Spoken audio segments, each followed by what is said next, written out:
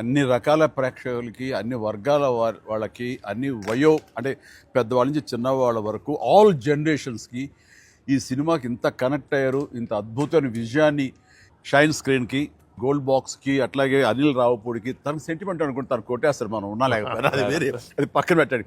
So Venkaiah గారికి మాకు ఇంత ఆనందాన్ని ఇచ్చి, ఇంత పెద్ద సక్సెస్ని ఇచ్చి, నిజంగా చెప్తాను మనస్ఫూర్తిగా కృతజ్ఞతాపూర్వకంగా నిజంగా ఆడియన్స్కి మేము ఎప్పుడు రుణపడి ఉంటాము. అండ్ నా మిత్రుడు, సోదర సమానుడు వెంకీ చాలా పెద్ద మనసుతోటి ఈ సినిమా ఒప్పుకొని దానికి పూర్తి స్థాయిలో మనసావాచ కర్మని ఇన్వాల్వ్ చేసి ఇది ఇంత రక్తి కట్టడానికి, ఫినిషింగ్ వచ్చేసరికి సినిమా ఆ మరో లెవెల్ వెళ్ళడానికి కారణమైనటువంటి నా మిత్రుడు కూడా మీ అందరి సమక్షంలో నా హృదయపూర్వక ధన్యవాదాలు తెలియజేస్తాను.